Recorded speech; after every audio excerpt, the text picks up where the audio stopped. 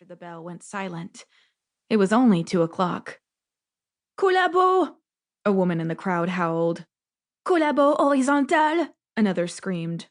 And the women in the mob took up the cries and passed them around as they would, under other circumstances, have handed a baby from one to the other. Both instincts were primitive and protective, though in this case of self.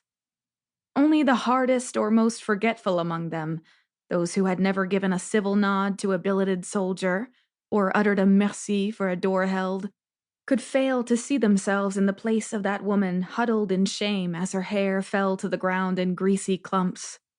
Her days of black market meat and eggs and shampoo were long gone.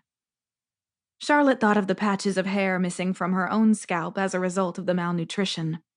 She'd been able to live with that, but when the tufts of Vivi's fine baby hair had begun to come away in her hands, she'd stopped brushing it, as if that could do any good. The women in the pack howled their rage, but the men, especially the silent men, were more dangerous, and not only because they brandished the rifles and wielded the shears and razors. The men reeked of sexual malice. Some of them clutched their crotches as they heckled and punched and kicked the woman. Others sweated and smirked and wiped the spittle from their mouths with the backs of their hands, then ran their tongues over their lips, as if they could taste the thrill. Their country had been defeated. They had been humiliated. But this wreaking of vengeance, this rendering of justice, this half-naked woman, stained with blood and tears and feces, made them men again. Two boys, they couldn't have been older than 16 or 17, began pushing the woman, her bald head glistening in the afternoon sunlight that slanted past the church steeple, toward a truck parked in a corner of the square. The three women, one almost naked, two half-dressed, who were sprawled in the flatbed, didn't look up when the boys shoved the newcomer among them. Now the crowd was tightening the circle around another woman. This one was holding a baby. Her soiled cotton dress hung beltless, one sleeve torn away, but she was still wearing it. Perhaps the presence of the baby shamed the men, or perhaps it only tamped down the sexual voltage.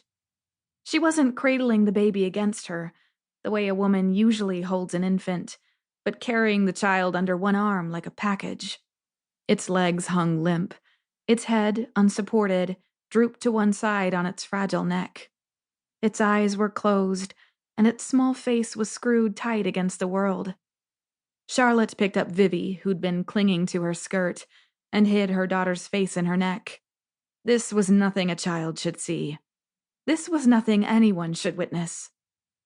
One of the men who seemed to be in charge, if anyone could be said to be in charge, grabbed the woman by the hair and yanked her head back. The sound she let out was more a bleat than a cry. Charlotte waited for the baby to begin to wail. It merely screwed its face tighter. The hair began to fall to the ground.